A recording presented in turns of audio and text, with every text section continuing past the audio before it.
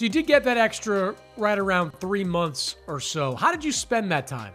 Just cursing Povetkin and hating him and training and just and the sick kid, How comes you got COVID and I ain't seen no evidence or no pictures or nothing? And you're one of Russia's biggest sports stars. It's not in mainstream news, nothing. And we asked for evidence and they didn't send us nothing. So I was just annoyed and I was thinking, this guy's a bit of a jerk.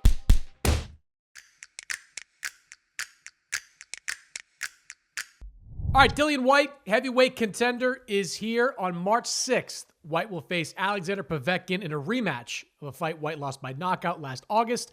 It's a fight you can see here in the U.S. on Dazn, and Dillian joins me on the show. Dillian, I guess let's start right there. I mean, the rematch for this fight was originally scheduled for November. That was scrapped after Povetkin tested positive for COVID.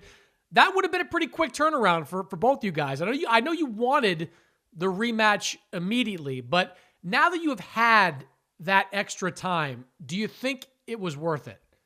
No, it makes no difference to me. I was ready to go. I didn't take no punishment. Obviously, it was a hard fight. I got stopped. People was gonna say, "Oh, but you got stopped." But getting stopped and taking sustained punishment is two different things. Obviously, I was handing out a fair amount of punishment, destructive punches to the body and to the head before I got stopped. So I was good. I was just like, okay, I got hit with a clean shot, went down, I got up. I was like, yeah, cool. Let's run it back. I had a few days off. I think I had 10 days off. Then I started training. Then I never had no contact for about 20 something, 30 days or something. Just training. Then I sparred and then I got ready and I was good. Obviously I got a good team around me and they monitor me and stuff. And I was good. I was ready to go. Obviously he says he thinks the extra time benefit me, but it don't benefit me. I'm a war horse. I'm always ready to go whenever. So you did get that extra right around 3 months or so. How did you spend that time?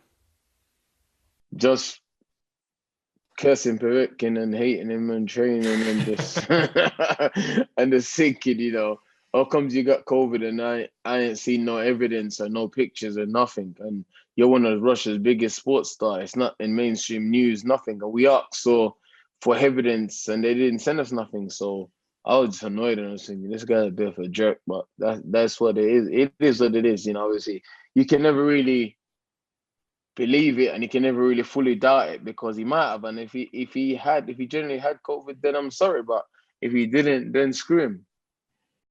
Do you think he wanted extra time one way or the other?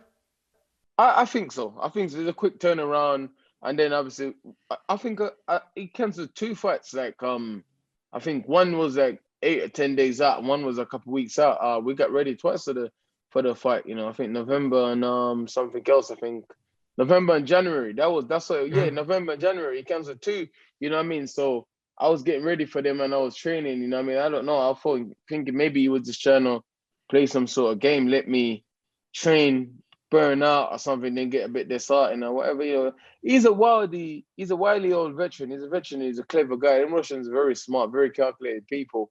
So who knows? I couldn't count that out and said, oh yeah, maybe he was sick. There was no mainstream news, no nothing. That's like, he's Russia world champion, Russia the Olympic world champion. That's big news. That's like big news. So, but there was nothing. So, of course, in the war, I'm not going to sit there and be like, oh yeah, I believe him. Yeah, no, come on, man. He canceled 2 dates. When you look back on that loss, Dillian, was it to you just you got a little careless in one moment and got caught, or was there more to it? It was a mixture of things, obviously. I got a little bit careless in that moment. I was probably lost of concentration. I got caught, but also he was in there trying and setting stuff up, and we were both training leaders. So he set his punch up and he got his punch, and he was a good punch, and he did what he had to do to get the victory. So it's 6 of this and half a dozen of the other. So it's hard to say it was this, it was that. But I know that what's important is we got an immediate rematch, and I know that I can beat him, and I know that I'll beat him this time around. Obviously last time I was laying leather on him and he was going down and I wasn't even hitting him properly. Like raising punches was putting him down, But it's good, sometimes a setback actually set you up for a bigger comeback, as cliche as it is, Yeah, when you last lost Anthony Joshua, you went on a winning streak right after that and put yourself in position for a world championship. Does this feel similar? Do you have a similar feeling after this loss that you had after the AJ one? You know, a defeat for me is nothing because I'm used to like being the underdog in life. I'm used to losing, man. You know, I'm one of those kids that I was born in suffering and grew up in suffering and poverty and stuff like that. So for me to overcome defeats and struggle, it's like it's to a lot of people it's a big deal. To me, it's not. I'm used to, you know what I mean, like I shouldn't be here doing what I'm doing now. You know what I mean? I never had no sporting family, no background in sport, nothing. I was just a fug. I was just a fug that find something that I like and I was good at. You know what I mean? I was somebody that should be in prison, I should be dead. So for me, I'm used to overcoming stuff and whatever. So for me, it was just like then when I first lost, it was upsetting, but I knew I could come back. This time I lost again. It's upsetting, but I knew I know I can come back, and I know I can beat both them guys again. So for me, it's just like it's just another building block to my character, man. It's just like another okay. Let's see how you're gonna come back this time. Let's see you came back like that last time. What are you gonna do now? And then if you fight good fighters continuously like I did, I had a run of fighting dangerous fights, dangerous fights. It's only a matter of time. It's like a game of dice. You keep rolling the dice, you're gonna get some numbers you're not happy with sometimes. You as you mentioned, you had him hurt in that fourth round, knocked him down 2 times, looked like he was ready to go going into that fifth. Do you need to change anything about your game plan going into this fight, or do you feel like what you did was working, you just got caught?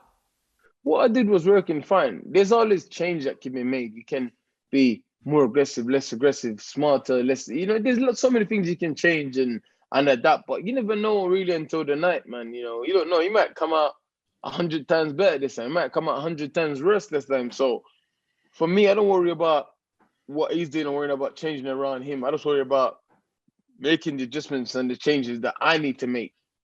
I'm being adaptable on the day and being able to see things when he's setting them up or see things before he even think about doing them, sort of thing. So that's how I focus on, man. I can sit and be like, I need to jab more, I need to do this, I need to do that, but no one knows what it's going to be like until the end of the night when because like Mike Tyson says, everyone's got a game plan until you get punched in the face, and it's so true. You practice this, you practice sitting down on your punches, doing this, reactive, and then you get the first 2 punches in the face, and then sometimes it just goes out the window.